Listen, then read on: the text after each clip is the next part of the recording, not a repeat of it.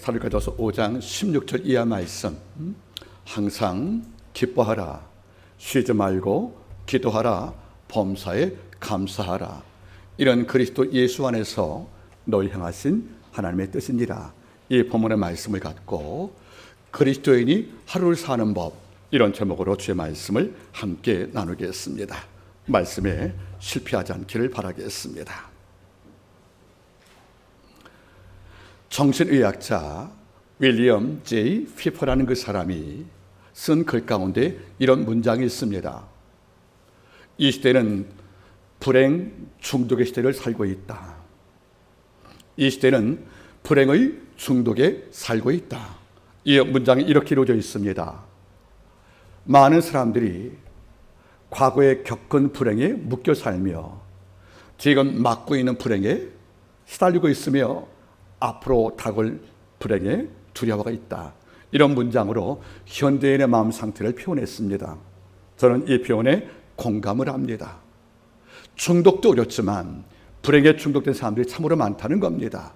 그래서 과거의 실패가 잔영이 남아서 지금의 나를 옵조이고 또 아직 도착하지 못한 불행을 미리 염려하면서 현재의 삶의 감격을 잃고 사는 이런 현실을 바라볼 때마다 이분의 글의 통찰이 마음에 깊게 닿습니다. 여러분들, 우리가 인생을 살다 보면 피할 수 없는 4개의 단어가 있습니다. 잘 듣게 바라겠습니까? 우리가 살면서 피할 수 없는 4개의 단어 가운데 공통점을 보시기를 바라겠습니다. 어떤 단어입니까? 먼저 고민합니다. 그리고 고생합니다. 그리고 고통당합니다. 그리고 고난당합니다. 바꿔 말하면 고민, 고생, 고통, 고난, 이 4 단어를 우리가 불행으로 묶을 수가 있는데 이걸 피할 수가 없다, 그런 말이에요. 여러분, 4 단어 가운데 공통된 단어가 무엇입니까? 한자어로 앞에 고자가 들어간다는 겁니다. 그런데 이 고자의 한자의 뜻은 2가지가 있습니다. 첫째는 이 고자란 말은 쓰다, 쓸 고자예요. 음식이 쓸듯이 아주 써서 먹지 못할 때 우리가 보통 고 이렇게 말하는 것이고요. 두 번째 고자란 말의 뜻은 괴롭게 하다, 그런 말이거든요. 이러니까 쓴 게 곤고해요. 그래서 인생은 고이란 말이 그 말 아니겠습니까? 괴롭고 어렵다, 그런 말이거든요. 여러분, 내가 아무리 많은 금력을 지니어도, 아무리 권력과 지식을 얻고 있다 할지라도, 그리고 냉철 이성을 갖고 하나님의 말씀을 통하여 충분히 무장해도 우리는 고난과 고통과 고생과 고민, 이런 4가지의 굴레를 쉽게 벗기 어려운 것은 우리와 현실 아니겠습니까? 욥기는 이걸 말하고 있는 거예요. 고백된 욥이 한순간에 병자가 되어지고 한순간에 모든 가족이 다 사망을 하고 내가 있던 모든 재물이 도산되어서 빈몸됩니다. 몸에 악창이 와서 여러분들 육체를 보지 못하는 이런 전체 불행, 말 그대로 화불단행, 화는 혼자 오지 않거든요. 가난할 때 병도 오고 병 올 때 여러분들 실패도 온단 말이에요. 그래서 인간이 겪을 4개 고통, 재산의 도산, 자녀의 죽음들, 그리고 건강의 상실들, 아내 도망함들, 이런 4 고통을 다 겪을 때 욥은 주께 물어옵니다. 내가 왜 이런 고난을 겪어야 됩니까? 바로 욥기는 주제가 뭔지 아십니까? 내가 의로워도 악인과 똑같은 고난을 겪고 사는 것이 그 이유가 무엇인지 궁금했다는 것이 아니겠어요? 돌아보세요, 여러분들. 가끔 목회자와 대화할 때 이렇게 말합니다. 저한테 이유가 뭔지 몰라도 목사님, 목회 행복하시냐고 저한테 물어보는 거예요. 목회가 행복하시냐고. 제 대답이 뭐겠습니까, 여러분들? 저는 말합니다. 너무 행복하다고. 그럼 물어봐요. 대형교회인가 보지요? 아닙니다. 강소교회입니다. 작으나 강합니다. 저는 어떤 마음인지 아세요, 여러분들? 저는 사는 게 정말 행복하거든요. 제가 많은 지위가 있어서 아닐 거예요. 제가 남보다 탁월한 영성을 갖추어서 존경을 받기 때문에 아마 아닐 겁니다. 저는 근본적으로 하나의 복이 있습니다. 저는 저의 죄를 사하신 그리스도를 마음에 영접을 했고 그의 약속된 모든 은총을 마음에 담고 사는 복된 존재가 되었습니다. 이런 까닭에 하루를 살 때 슬플 수가 있고 아플 때가 있지만 그런 것 갖고 슬프다, 괴롭다, 또는 더 나아가서 난 불행하다, 이런 말로 내 인생을 결정하지 않거든요. 저는 믿는 것은 하나님의 결론은 반드시 승리라는 사실들, 그리고 아버지가 마지막에 내게 안길 선물은 내가 상상 못할 놀라운 복임을 알기 때문에 정말 하루하루에 하나님께 이렇게 말합니다. 불행과 고난이 권세가 되어서 날 찾아와도 아버지, 이것 때문에 제 인생이 슬프다는 말을 제가 주 앞에 하지 않기를 원합니다. 하지만 현실은 또 다릅니다. 불행 중독까지 못 가요도 불행에 시달리면서 늘 한숨과 탄식하는 성도가 우리 가운데 없지 않기 때문에 오늘 저는 하나님의 말씀을 통해서 이런 부분이 어떻게 치유가 될 것인가를 함께 나누기를 원합니다. 오늘 편지는 바울이 제일 첫 번째 썼던 서신, 바로 대사로니가 전서입니다. 이 바울은 지금 어디에 있습니까? 지하 감옥에 있다는 거예요. 감옥에 갇혀서 그 놀라운 지식, 복음의 능력 다 차압당해서 활동을 못합니다. 여러분, 그 당시 로마 당시에는 죄인을 다룰 때 죄의 무게에 따라서 감옥의 종류가 두 가지가 있는 거예요. 첫째, 경범죄는 지상에 있는 외옥에 가둡니다. 외옥이라는 것은 지상에서 햇빛을 쬐 수가 있다는 것이에요. 그리고 외출도 가능하다는 겁니다. 로마 군사가 동행을 하면 적어도 4km 내에서 외출이 가능했다는 거지요. 그러니까 냉정히 따지면 구금 정도지 형벌은 아니었다는 거예요.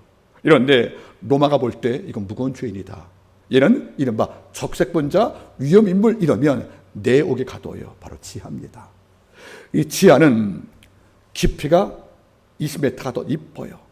그리고 수많은 미로 가운데 감옥을 두어서 햇빛은 물론 습기가 많기 때문에 벌레가 많거든요. 이래서 그 당시에 형기를 마치기 전에 지하 감옥은 내역에서 모든 목숨을 잃고 시신되어서 나올 때가 더 많다는 것이 그 당시 기록에 있다는 겁니다. 근데 지금 바울이 어디에 있습니까? 바로 내옥에 있다는 거예요. 그러면 행복하겠습니까? 기쁘겠습니까? 아니거든요. 전혀 기뻐할 수 없는 상황이라는 거예요. 전혀 기도할 수 없는 상황이라는 거예요. 전혀 감사할 수 없는 상황 아니겠습니까? 이런데 이런 바울이 역주행을 합니다. 기뻐할 수 없는 그가 우리에게 말합니다. 항상 기뻐하라고. 이 말은 나도 기뻐하고 있다는 거예요. 옥중에서. 또 역주행으로 말합니다.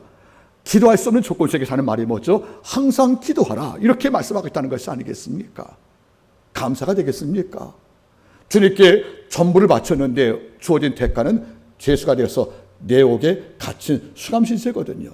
이런 고통이라면 감사 이유가 나올 수가 없지 않습니까? 이런데 범사에 감사라고 우리한테 부탁하고 있다는 겁니다. 이 말을 다르게 말하면 감사할 수 없는, 행복할 수 없는, 기뻐할 수 없는, 기도할 수 없는 이런 최악의 조건이지만 여러분들이요, 나는 기도하고 있습니다. 나는 항상 기뻐하고 있습니다. 난 그럼에도 범사에 감사하고 있다는 그런 역주행의 모든 신앙을 우리한테 알려주었고 이걸 우리한테 부탁한 사실을 돌아볼 때 너무도 놀라는 것이 아니겠습니까? 그러면 우리 궁금합니다. 무엇이 그것을 가능케 했을까? 무엇이 최악의 조건 속에서도 기쁨과 감사와 기도 생활을 묶이지 않고 뜨겁게 다시 행사했던 바울의 삶이 무엇을 통하여 가능했을까? 이런 궁금증이 오지 않습니까? 오늘 이 과정을 함께 살피심을 통해서 혹 지금 전혀 기뻐할 수 없는 상황에 묶인 성도가 있다면, 기도할 용기를 낼 수 없을 만큼 실패 과정에 있다면, 더 나아가서 감사한커녕 불만을 맡기기도 어려울 만큼 억울한 삶을 살고 있다면, 오늘 말씀을 통하여 그리스도인이 하루를 사는 법 가운데서 기도와 감사와 기쁨이 어떻게 재현되어지고 창조할 수 있는지를 오늘 말씀을 통하여 함께 경험하기를 바랍니다. 먼저 바울은 말합니다. 16절, 항상 기뻐하라. 정말 부담스러운 말이에요. 앞에 항상이란 부사가 안 붙으면 가끔 기뻐할 수 있습니다. 우리 일주일에 한 2번 정도 기뻐할 수 있다는 거죠. 이런데 바울은 조건부가 아니라 명령합니다. 항상을 붙였다는 거예요. 이 말을 다르게 말하면 항상 기뻐하는 말은 무슨 말이겠습니까? 어디에든 어느 경우든 어떤 일을 만나든지 예의 없이 기뻐하라, 그런 말이거든요. 여러분, 이게 가능하겠습니까? 우리 아이를 키우는 어머니 아버지 계시지요? 얼마나 예뻐요. 정말 눈 넣어도 안 아프란 말이 과장법이지만 실제 그렇게 다른 말이 아닐 거예요. 이런데 그 아이가 얼마나 예쁩니까? 이런데 돌아보세요. 어느 경우 갑자기 틀어져서 말을 안 듣는 거예요. 마음이 산단 말이에요. 평소에 하지 않던 행동을 해서 부모가 놀랄 때가 있어요. 내가 아픈한 자식이라도 항상 이뻐할 수는 없거든요. 가끔은 서운하거든요. 여러분, 내가 난 아이도 항상 이뻐할 수 없는 게 우리의 본성인데, 보세요 여러분들, 항상 기뻐할 수 있겠습니까? 그러면 항상 기뻐할 수 없다는 것이 우리가 아는 건데, 바울이 항상 기뻐하란 말은 명령한 사실은 무리가 아니겠어요? 그 이유가 있다는 거죠. 왜 항상 기뻐하란 말을 해주었습니까? 바울 신학에는 이게 있는 거예요. 우리는 항상 기뻐할 이유를 갖고서 존재임을 먼저 알라, 그런 말이에요. 여러분 잊지 마세요. 믿는 성들은 예수가 없는 이방인과 차별점이 있습니다. 우리 안에 눈에 안 보이지만 항상 기뻐할 수밖에 없는 이런 이유를 또는 선물을 받고 산다는 거죠. 이게 뭔지 아십니까? 요한 3서 2절 말씀이에요. 요한 3서 2절 말씀은 우리가 잘 알죠 여러분들. 사랑하는 자들아, 내 영혼이 잘된 같이 내가 범사에 잘되고 강건하기를 내가 간구하노라. 물론 사도 요한이 장로 가요한테 외친 말이지만 하나님의 말씀으로 우리가 받아들이겠습니다. 먼저 보세요 여러분, 우리가 누굽니까? 사랑하는 자들아, 우리가 주 앞에 사랑을 받고 있다는 거예요. 이 땅을 지으신 창조주가, 그리고 당신 아들 보내어 십자가 죽게 하시고 그의 피의 공로로 날 살리신 그 구원자 하나님께서, 그리고 마지막 날 예수를 버린 자를 심판하러 오실 재림주 하나님께서 나를 사랑하고 있다는 거예요. 여러분 놀라운 사실이에요. 사랑을 받는 건 물론 소중하지만 어떤 자가 나를 사랑할까 더 중요한 문제예요. 여러분 삼류 사기꾼이 나를 사랑한다, 그거 별로 기쁜 일 아닙니다. 여러분들 인생을 함부로 살고 무례하고 정말 가정을 소홀히 하고 여러분들 도덕성의 치명적인 상처가 있는 이런 삼류 인간이 나를 좋아하고 사랑한다, 별로 반갑지가 않거든요. 그런데 여러분들 스펠 바인딩, 매력적인 사람이 있는 거예요. 지성과 인성과 영성을 다 갖추고 자기 생활에 충실하고 내 가족에 책임을 다하고 모든 자에게 친절하며 더 나아가서 삶의 점과 흠옷을 맡은 인격적 완성을 갖춘 이런 탁월한 인물이 나를 사랑해 보실래요? 정말 고마운 일인 겁니다. 너무도 감격스럽거든요 여러분들. 이런데 오늘 바라보세요. 사랑하는 자들아, 냉정히 따지면 하나님께서 널 사랑하고 네가 하나님을 사랑하지 않느냐, 이걸 말씀하시면서 내가 사랑하고 사랑받는 이 존재가 다름이 아닌 하나님이라는 거예요 여러분들. 어떻습니까? 지금은 그런 일이 거의 없지만 제가 젊을 때 가로 열고 지금도 젊습니다. 가로 닫고 젊을 때 한창 강의를 많이 할 때는 일주일 내내 학교를 갔어요. 한만교를 만나기 전에 4개 신학교에서 9과목을 강의했기 때문에 정말 마음이 뜨거웠고 그 강의를 통해서 함께 목회자 훈련 받는 신학생이 참 많았답니다. 때로 일부에서 강의에 감동을 입은 자가 종종 있었다면 저한테 과분한 선물을 종종 한 적이 있었습니다. 그 선물을 줌을 통해서 존경을 표시했고 이걸 제가 받음을 통해서 나도 당신을 사랑한다는 이런 것이 교감되시는 선물인데 저는 한 번도 받은 적이 없습니다. 저는 신학도에게 존경을 받을지언정 상을 받는 것을 애써 거부했거든요. 신학도들도 담임 교수에게 상을 받는 것을 기쁘러 한단 말이에요 여러분들. 내가 나가는 직장 내에서 상사가 내 능력을 인정하여 나를 사랑을 하면 우리는 너무도 기쁘지 않습니까? 다음날 출근할 때 마음이 가볍거든요. 이런데 우리가 사랑하고 더구나 나를 사랑하는 이 대상과 존재가 누구냐면 말씀으로 이 땅을 창조하시며 그리고 모든 필요를 복종케 하사 이 땅의 모든 섭리를 이끌어 가시는 전능자 하나님이 나를 사랑한다는 사실을 알을 때 우리는 항상 기뻐할 수 있다는 겁니다.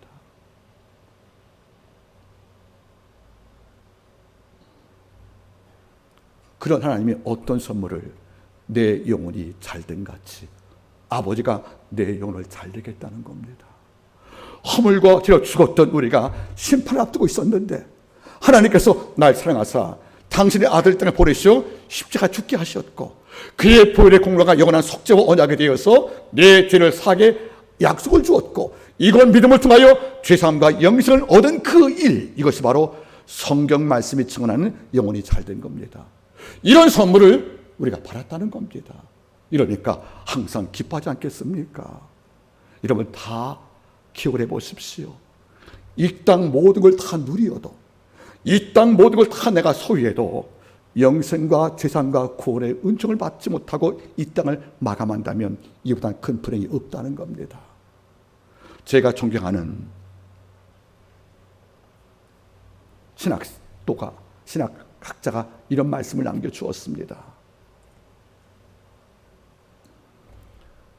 우리는 심판을 기다리다가 뜻밖의 은혜를 만난 자다. 여러분들 잘 들어보세요. 여러분들, 우리는 하나님 모를 때에는 이 땅의 전부였고 내가 붙잡을 권력과 지위와 그리고 부가 전부였단 말이에요. 이 모든 걸 만들고 주실 하나님을 우리가 배제하고 살아왔다는 거 아니겠습니까? 하나님 밖에 살아왔다는 거예요. 이걸 바울이 말합니다. 우리는 그때는 외인이었고 약속의 밖에 있었으며 이방인이었고 생명이 없는 자였다. 이런 심판에 있었던 우리가 나도 모르게 하나님의 택하심에 포함되어서 그가 부르셔서 예수를 만났거든요. 알고 보니까 골로새서 1장 13절 말씀, 그가 우리를 흑암의 나라에서 건져내사 그의 사랑의 나라 아들로 옮기셨으니, 우리를 흑암의 권세, 심판의 나라에서 우리를 옮겨서 영생과 그 영원한 천국인 나라를 우리를 옮겨주었다는 사실을 바울이 고백하지 않겠습니까? 우리는 어떤 자입니까? 흑암의 나라에서 예수의 이름으로 옮겨져서 사랑의 나라로 옮겼던 구원자라면 영혼이 잘된 것이니까 이런 복을 기념할 때 또는 묵상할 때, 이거를 회상할 때, 이걸 상기할 때 우리 마음속에 여러분 기쁨이 없습니까? 우리가 겪는 많은 고난이 있지만 하나님께서 나를 선택하시고 택정하시고 구원에 이르게 하시고 영생을 약속하시고 날 위해서 처소를 예비하셨다. 이런 사실 앞에 우리는 기뻐하지 않을 수가 없다, 그런 말입니다. 사랑한 자여, 내 영혼이 잘된 같이 이걸로 안 끝납니다. 내가 범사에 잘되고, 범사가 뭐예요? 우리 일상을 말하는 겁니다.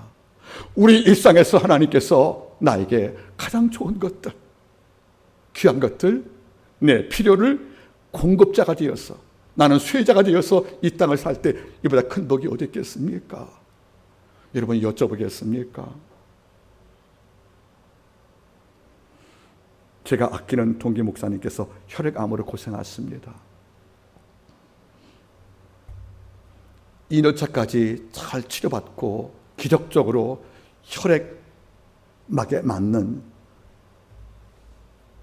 이식을 해서 아버지 앞에 완치를 기도하고 2년 만에 갔더니 재발이었다는 통보를 또 받으신 거예요. 거기에 들어가는 모든 비용에 이제까지 저도 그분을 섬겨드렸지만은 몇 천만 원 갖고 치료할 병이 아닌 거예요. 그분이 올린 글을 보면 이런 글이 있어요. 아들아, 어제 노예 목사님께서 10만 원 보내주셔서 너무도 눈물 나더라. 그런데 더 큰 물질이 필요할 때 결국 어디 가서 도움을 청할 수밖에 없잖아요. 하나님이 없는 사람들은 어디 가서 고개를 숙이고 도움을 청해야 됩니다. 그게 은행이든 그게 친구든 아니면 내 벗이든 간에. 그런데 이 땅 모든 자가 내 필요한 거를 얻을 때는 누구한테 애써 여러분들 아쉬운 마음으로 고백을 하고 도움을 청하고 이런 과정을 겪을지 모르겠지만은 그리스도인들은 뭡니까? 천부께서 너희 구할 것을 이미 아시나니. 우리는 남에게 머리를 엎드려서 도움을 구하고 내 자존심과 내 양심을 꺾어서 남을 도움을 청하는 이런 태도가 아니라 제 이름으로 간구와 기도할 때 아버지가 내 모든 필요를 채우시오 내 범사를 여러분들 형통하게 만드는 것이 아니겠습니까? 하나님은 우리의 자존심을 지켜주면서 네가 내 이름으로 기도하면 네 필요를 다 채워서 우리의 범사를, 즉 우리의 건강을, 우리의 일세상의 모든 계획들을, 내 사업장의 문제를, 이런 많은 것을 가장 좋게 지금보다 더 낫게 만들 의향을 갖고 우리까지 와 계심을 할 때 우리가 기뻐할 수 있겠습니까? 하나님은 우리의 범사를 담당하십니다. 우리의 모든 범사가 당신의 계획 가운데 포함되어 있단 말이에요. 여러분들, 우리의 계획들, 내 앞길들, 이런 많은 것을 하나님께 충분히 수학자보다 정확한 논리를 갖고 인도하고 있다고 믿고 있다면 우리 마음속에 불안 마음이 있을 수가 없다, 그런 말입니다. 오히려 기뻐할 수 있다는 겁니다. 내 영혼이 잘된 가치, 이것 때문에 항상 기뻐할 수 있습니다. 또 범사를 하나님께서 잘되게 하십니다. 다음 여러분들, 강건하기를 내가 간구한다. 강구는 뭐예요? 육신을 말하는 겁니다. 여러분, 몸이 아프면 내 모든 계획은 다 무산되는 겁니다. 내 육신 장만 망가지면 이 땅을 살 때 어디 가서 여러분들 우리 당당히 서 있지 못하는 것이 아니겠습니까? 건강은 제일 중요한 게 아니라 전부입니다. 우리가 알고 있다면 강건의 선물을 받지 못하면 하나님께서 우리의 정수부터 발끝까지 당신의 치료의 능력으로 나를 함께 하사 우리 기도하는 것, 하나님이여 믿는 자들에게는 이러한 표적이 따르리니 저희가 내 이름으로 귀신을 쫓아내며 새 방언을 말하며 뱀을 집으며 무슨 독을 마셔도 해를 받지 아니하며 병든 자에게 손을 얹은즉 나으리라. 병든 자를 낫게 하는 그 하나님께서 당신의 권능으로 우리의 강건 담당하지 않겠습니까? 저가 채찍에 맞음으로 너희가 납을 입었으며, 우리 하나님께서 비록 내가 가난하고 내가 남과 비교할 때 탁월한 게 없어서 때로 열패감으로 마음이 아플 때가 종종 없지 않겠지만 본질을 추가란 말입니다. 어떤 본질을? 나는 그분께 사랑을 받는 대상으로 선택받았어. 내 영혼이 달리어서 나에게 영생과 구원이 보장되었어. 더 나아가서 내가 범사가 주의 은혜로 잘 진행되고 있어. 그리고 육체의 강건 통하여 내 삶 속에 신앙과 아포스를 아버지가 삭제했어. 이걸 우리가 믿고 있다면 감사하지 않겠습니까? 제자와 대화할 때 또는 성도와 수업이 끝나고 대화할 때 제가 종종 하는 말이 있어요. 지금 슬픈 것이 내일까지 슬프다고 생각하지 말고 지금 좋았던 것이 내일 나빠진 것이 있으니까 일희일비하지 말자. 로마서 8장 28절 말씀을 항상 마음에 담거라. 어떤 말씀이에요? 하나님을 사랑하는 자, 곧 그 뜻대로 부르심을 입은 자들에게는 모든 것이 합력하여 선을 이루느니라. 오늘 불행이라는 것이 힘들었지만 이 불행을 아버지가 잘 조리해서 내일 행복으로 내 식탁에 올리시는 이런 아버지의 멋있는 탈바꿈과 전환이 있다는 것이 아니겠습니까? 요한복음 11장을 바라보세요. 오빠가 죽을 병 줬대요. 모든 자가 죽을 병, 그럼 누굴 찾습니까? 의사입니다. 이런데 마르다 마리아 두 자매는 예수님을 찾은 거예요. 죽을 병생 어서 와서 치료해달라고. 주는 알고도 이틀간 유하시고 나서가 사망한 다음에 오셨다는 거 아닙니까? 황당하죠, 여러분들. 그렇게 친밀했던 주님이 병득을 알고도 이틀 일부러 늦게 오셔서 오빠의 죽음을 오히려 원했듯이 방치했다. 그러면 자매 입장 볼 때 예수께서 오신 것이 반갑지가 않을 거예요. 그러니까 예수가 오시니까 뭐라고 그래요? 주님이 일찍 오셔서 내 오빠 곁에 있었으면 우리 오빠 안 죽었다고 볼멘 소리 엄마 안 했습니까, 여러분들? 근데 주가 말씀했어요. 오빠 어디에 두었냐고. 어디 두었겠어요, 여러분들? 무덤에 두었지. 그러니까 더 속상한 거예요. 그래서 가봤다는 거 아니겠습니까? 가니까 죽은 지 나흘 뒤에서 썩은 냄새가 나는 거예요. 아무리 방부제를 넣고 여러분들 유향을 넣어도 냄새가 나올 만큼 시신이 완전 부패가 되었거든요. 그런데 주가 말씀했어요. 저 돌 좀 옮기라고, 무덤 입구에 돌을. 이제 뭘 돌 옮깁니까? 옮기면 한 번 매장한 오빠의 육신이 다 해체가 되었어. 이걸밖에 안 남고 냄새가 날 이것밖에 안 볼 텐데, 그걸 봤던 평생 잔향이 남아서 두 자매가 어려울 텐데 굳이 돌 옮기라고 그럽니다. 이러니까 자매가 반발한 거예요. 썩은 냄새가 나는데 왜 옮기자고 반발할 때 주가 뭐라 했습니까? 내 말이 내가 믿으면 하나님의 영광을 보리 하지 않더냐. 이렇게 말씀하시니까 연고해요. 순간 냄새가 밀려왔겠죠. 역겨운 냄새가. 이때 주가 말합니다. 나사로야 나오라고. 죽은 자가 배우니까 나서 걸어갔다가 말합니다. 그러면 돌아보세요. 예수가 늦게 온 사실이 두 자매한테는 원망이었는데 늦게 온 이후로 오빠의 병 고치는 능력만이 아닌 오빠의 죽은 자의 부활을 보게 했던 더 큰 애가 온 것이 아니겠습니까? 그러면 오빠가 죽었어요. 불행이란 말이에요. 주가 늦게 왔습니다. 서운합니다. 그런데 이런 일들이 어떻게 주께서 선을 만드시냐면 이걸 통하여 죽은 자 살게 하시는 부활의 능력을 직접 목격하게 도와주었고 이 부활신앙을 두 자매에게 심어준 것이 아니겠습니까?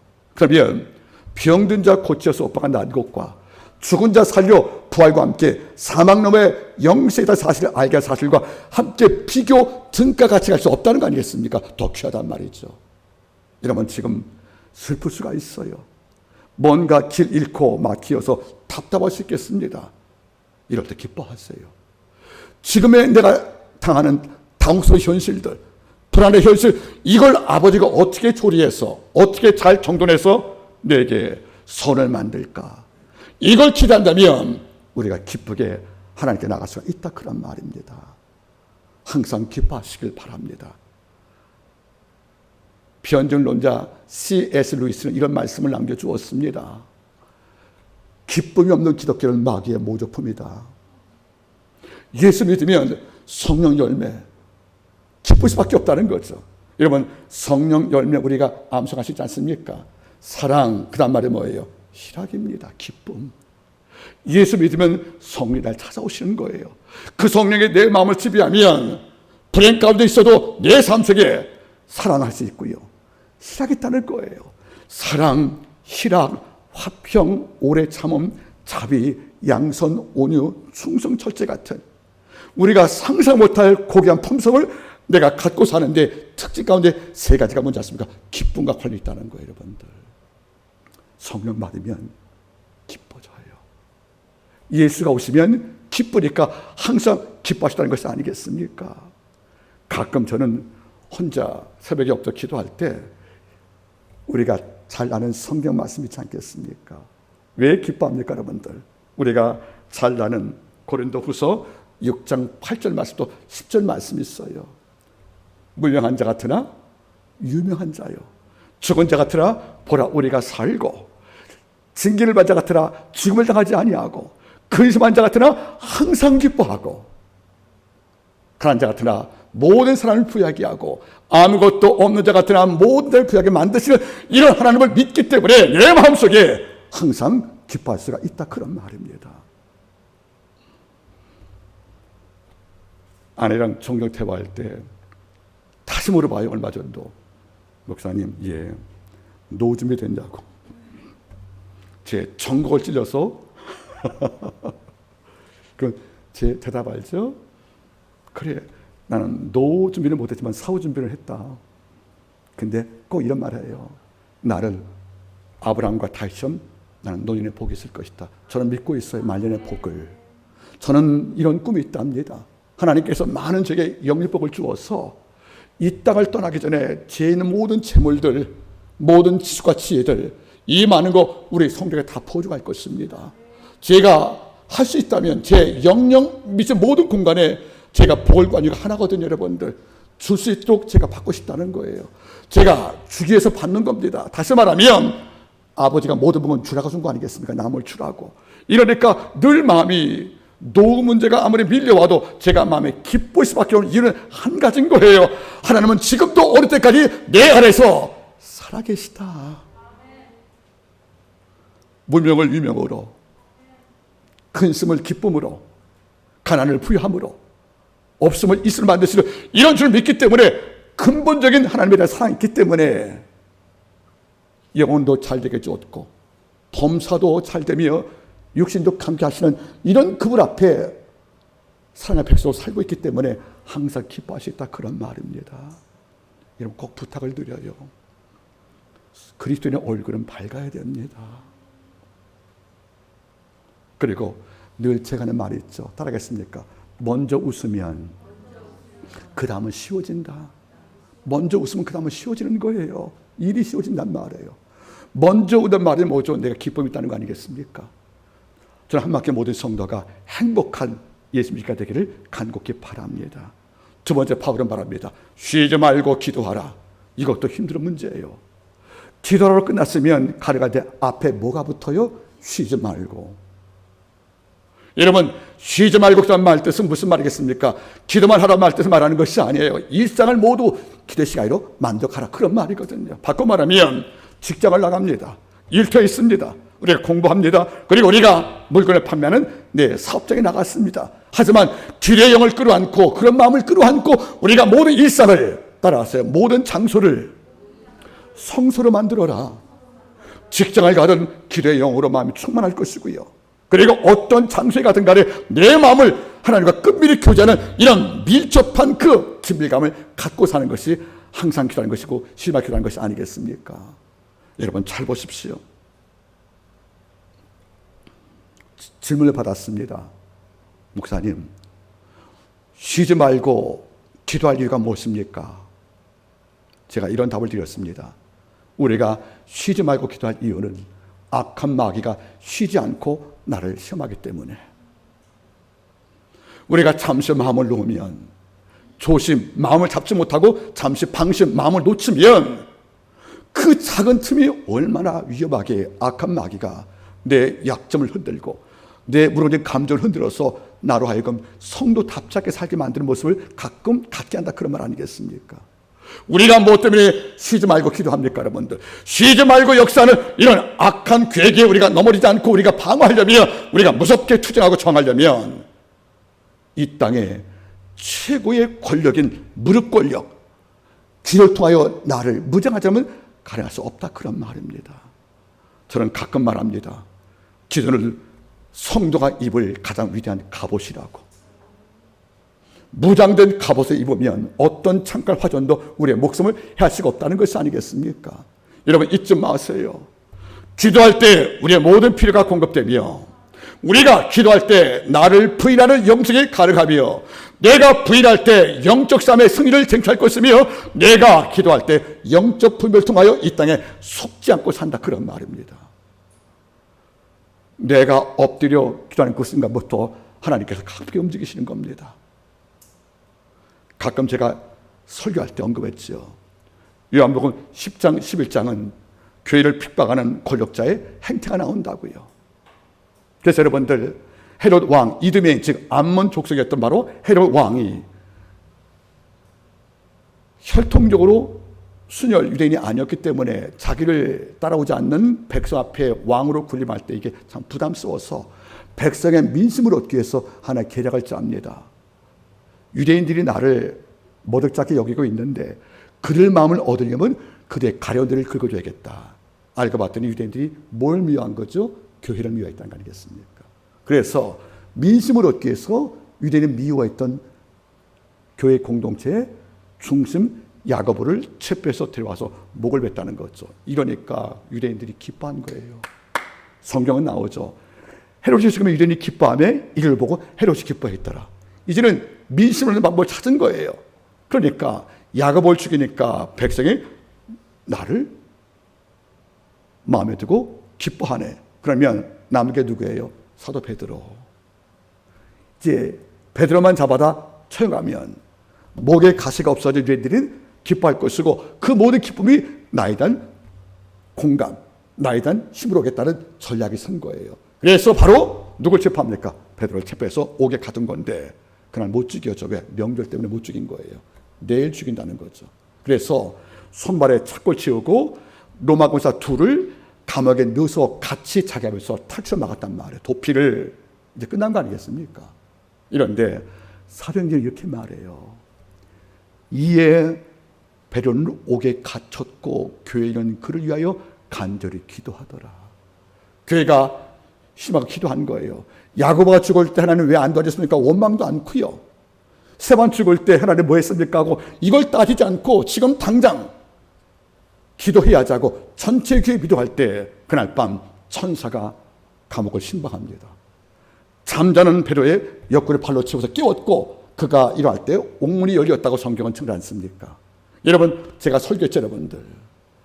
천사가 가서 방문하여 베드로를 탈출시켰지만은 그 천사를 옥에 파수한 것은 교회에 기도했다는 겁니다. 우리가 기도할 때 지금도 천사는 날 위해서, 하나님 위해서 어떤 장소에 찾아가시는 것입니다. 여러분 잊지 마세요. 아내와 함께 일을 보고 지나갈 때, 성도 학원을 지나갈 때가 있습니다. 산에서 여러분 기도합니다. 지금 기도할 때 내 천사가 그 학원을 우리의 직장을, 우리 성도의 사택을 방문하사 이 가정을 지배하는 이 불행 중독을 주께서 다 제거하사 고비를, 고생을, 고난을, 고통을 하나님께서 제거하사 주님 승리하심으로 이 가정을 채색해 주시기를 원합니다. 우리는 쉬지 말고 기도하는 것입니다. 기도 전과 기도 이후에 내 삶은 같지 않다는 것을 잊지 말기를 바랍니다. 이번에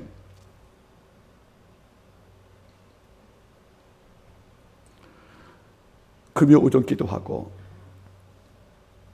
화요 오전 기도 중간에 하나님께 기도할 제목이 하나가 있습니다. 아버지, 우리 한마음교회 모든 성도가 기도를 통해서 이루어지는 하나님의 은총을 더 깊게 경험하사 이제는 기도하지 말라고 해도 기도하는 성도로 하나님께서 세우기를 소망합니다. 목사님께서 너 기도 쉬어 그러면 저 죽으라고 하고 반발할 수 있는 이런 영성이 필요한 것이 아니겠어요, 여러분들. 여러분 꼭 부탁을 드릴게요. 날 위해 기도하고 누굴 위해 기도하는 이런 관계보다 끈끈한 그리스도 안의 우정이 없다는 것입니다. 이런 부탁을 드리겠습니다. 기도할 때 분별력이 와서 일을 선택할 때 실패가 없거든요. 여러분 잘 들어보세요. 저는 오랜 세월 살 때 많은 선택을 했습니다. 물론 일부는 실패됐었고 잘못됐겠지만 원칙이 있습니다. 기도할 때 두 가지 원칙이 있어요. 뭘 선택할 때. 첫째는 감정이 저조할 때, 기분 정말 상할 때, 자존심이 상할 때는 중요한 결정하지 말라는 겁니다. 감정이 저조할 때 하는 기도는 결정은 실패하는 거죠. 바알과 아사의 예언자 다 죽인 다음에 아합의 정권이 무너지고 여호와 신하로 돌아올 줄 알았던 엘리야가 이기고도 이세벨이 날 죽이려 한다. 그래서 아니, 우상을 경배했던 정권의 배후였던 바알 예언자를 내가 홀로 싸워서 이겼으면, 그리고 참신이 증명되었으면, 불을 내리었으니까 이 백성이 이제는 눈으로 봤으니까 바알 종교를 버리고 나를 따라오겠지. 내 안에 예수를, 그 여호와의 종교를 믿겠지. 이런 기도했지만 이게 무서웠잖아요. 백성 안 따라왔고 앞쪽거는 그래 있었고 이세벨은 오히려 날 죽이려고 합니다. 이때 엘리야의 감정이 저조해집니다. 푹 가라앉습니다. 열등감, 패배감으로 누려지고 분노가 있습니다. 이러고 나서 도망쳐서 로덴 나무 가운데 어떤 선택합니까? 죽기를 간청합니다. 우리의 감정이 저조할 때, 자존심이 상할 때, 우리가 마음이 어려울 때는 중요한 결정을 유발하는 것입니다. 그래서 성령께 다시 기도해서 성령의 음성을 들을 때까지 묵묵히 기다리면서 아버지의 음성을 기다려야 물과 떡을 주는 하나님께서 날 걷게 만드는 것이지, 내가 홀로 싸워 이기려는 백성을 왜 나를 안 따라올까? 바알 신이 가짜를 내가 증명을 주어도 왜 여호와를 안 따라올까? 감정적 저조, 이세벨이 날 죽이려 할 때 백성은 왜 나를 보여줄 마음이 없을까? 이런 자존심과 함께 열등감들, 이런 감정의 저조가 오니까 그 어떤 선택합니까? 하나님께 죽기를 간청한단 말이에요, 여러분들. 또 하나의 원칙이 뭔지 아십니까? 어떤 결정을 내리기 전에 먼저 일주일간 기도하고 그때 감정으로 하나님 이름으로 결정했다는 겁니다. 그런 결정이 병행되지 않으면 우리가 아무리 현실을 바라보고 좋은 결정을 내려도 결국 마지막에는 우리가 후회할 수밖에 없다가 종종 있는 것이 아니겠습니까? 여러분 쉬지 말고 기도하세요. 그래야 쉬지 않는 영적 승리가 온다는 것이 아니겠습니까? 전 지금도 가끔 이렇게 말합니다.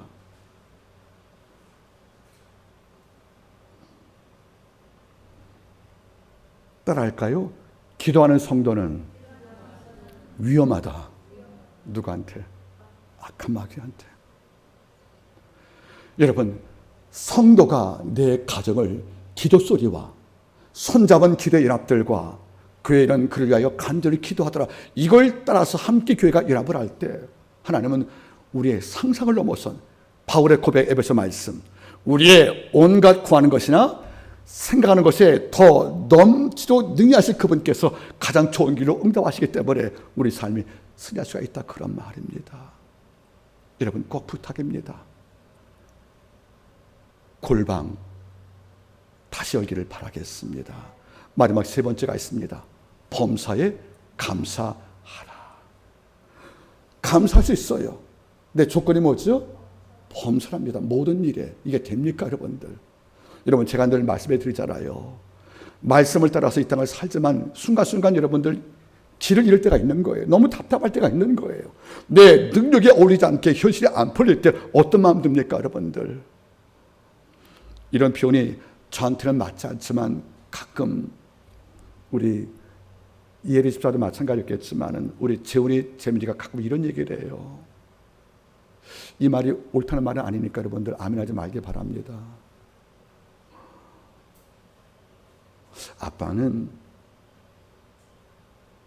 아빠가 갖고 있는 것에 비해서는 너무 초라하게 살아.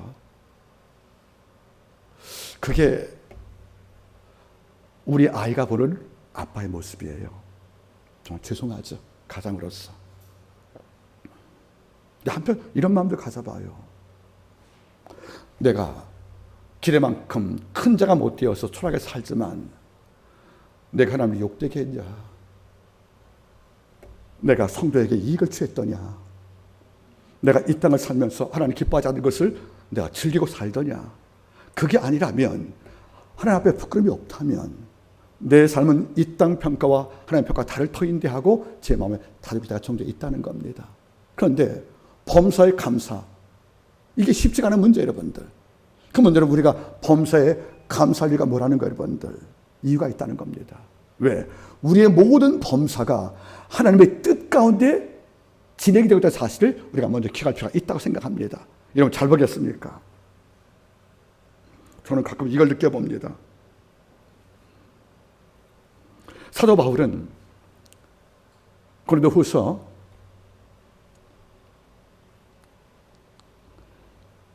4장 8절 말씀 이하를 보시면 이렇게 말씀이 나와요.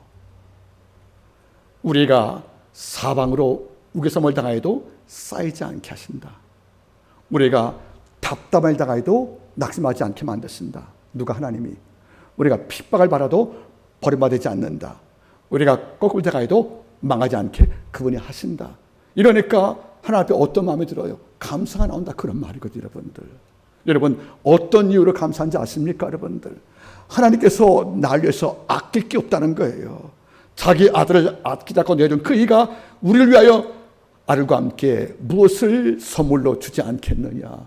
우리 주님은 공급자이십니다.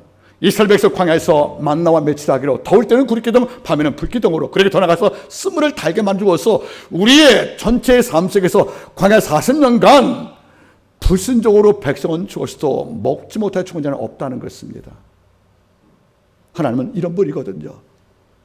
여러분들 아침에 창문을 열고 잠을 깨시면 제일 먼저 모대 아니, 하나님 그럼에도 감사하다고 감사의 언어가 우리의 첫 주어가 되기를 바랍니다. 서로 감사함을 통해서 하나님 아버지, 오늘 주어질 아버지의 일하심과 내게 맞달 고난 가운데서 나를 이김을 주시는 하나님의 선물을 제가 오늘 기대하고 하루 출발하니 우리의 하루가, 내 삶의 하루가 원망과 불평으로 체험받는 것이 아니라 감사와 희망으로 아버지 채워지게 만든 걸 믿고 이 하루 출발하니 하나님이여 저와 동행해 주시옵소서. 그게 감사의 시작이란 말이에요. 수요일날 제가 설교했지 않습니까? 시편 30편 11절 말씀. 주께서 내 슬픔 변하여 춤이 되게 하시며 내 베옷을 벗기시어 기쁨으로 띠를 띄우셨나이다. 이를 통하여 내가 아버지 앞에 잠잠할 수가 없습니다. 하나님을 노래합니다 말했거든요. 여러분 현실 때문에 낙심하지 마시고요. 이것이 여러분의 전체 모습이 아닌 거예요. 지금 당장 길 잃고 꿈과 다르게 추락되어서 잠시 어렵고 모든 게 마음에 무겁지 할지라도 이것이 우리의 결론이 아니거든요. 지금 우리의 모든 삶은 과거는 소론이고요, 현실은 본론이고 아직 결론 남아있다는 것입니다. 어떤 결론? 아버지의 결론이 있다는 겁니다. 여러분 마음 꺾이지 마세요. 어떤 경우는 여러분들 범사에 감사가 있기를 바랍니다. 감사할 때 이스라엘 백성은 5,000명의 양식을 먹었습니다. 예수께서 5병 이어 5개의 떡과 2마리의 멸치를 갖고 축사 유카리스티, 즉 감사할 때 5,000명이 양식을 다 먹었단 말이에요. 여러분들 말씀을 정리하기를 원합니다. 바울은 일반인이 도저히 가능하지 못할 윤리를 요구했습니다. 그런데 성도의 시야로 본다면 그렇지 않은 거예요. 항상 기뻐하라, 쉬지 말고 기도하라, 범사에 감사하라. 이런 그리스도 예수 안에서 널 향하신 하나님의 텔레마, 그분의 소원이라고 말씀하는 거예요. 전 여러분이 아침이 많이 무겁고 피부가 들려오고 실패의 예가 밀려와도 먼저 기쁨으로 돌파하기를 바랍니다. 삶의 짐이 격게 무거워서 숨도 볼 수밖에 힘든 고통이 반복되어도 쉬지 말고 기도하는 말씀이 떠오르기를 바랍니다. 저녁에 잠을 잘 때 실패의 큰 점만 끌어안고 침상에 오고 귀가 있을지라도 범사에 감사한 마음으로 잠을 들 때 이런 삶이 바로 그리스도인이 하루 사는 삶의 문법이라는 것을 잊지 말기를 바랍니다. 말씀을 제가 맺기를 원합니다. 하나님은 여러분의 하나님이십니다. 그분은 모든 게 가능하시며, 그리고 모든 것을 아시며, 그리고 모든 것을 준비하고 계십니다. 그런 주들과 깊이 교제한다면 불행 중독을 사는 우리의 시대에서 아버지께서 은혜 중독으로 우리 삶을 이끌지 않겠습니까? 이걸 믿고 이번 주간 아무것도 가진 게 없고 약함으로 아파하는 성도가 있다 할지라도 단 하나, 욥이 모든 걸 다 잃어버렸어요. 재산도 가족도 아내도 건강도 명성도 다 잃어버렸지만 하나 잊지 않은 것이 바로 믿음이었습니다. 그래서 이사야 7장 9절 말씀, 너희가 믿지 않으면 견고히 서지 못하리라. 여러분들 말씀을 난 것이 아니겠습니까? 이번 주간 이김의 모습을 안고 다음 주에 함께 뵙기를 제 이름으로 소망합니다. 기도하겠습니다. 감옥에서 아버지여, 기뻐할 수 없는 상황들, 기도할 수 없는 상황들, 감사 불가능한 이런 상황을 알고도 역행을 하여 오히려 감사했던, 오히려 기도했던, 오히려 아버지 앞에 기뻐했던 이런 바울의 영성을 돌아보며 이런 삶을 우리 삶 속에서 잉태하기를 간절히 원합니다. 주님, 한만큼 모든 성도에게 이런 세 가지의 일상의 하루의 모든 은총을 갖게 하사 매일 이기며 매일 승리하며 더 나아가서 아버지여 매일 충분한 우리의 역사가 모든 성도와 동행할 것을 믿고 감사드리며 모든 말씀을 예수님의 이름으로 기도드리옵나이다. 아멘.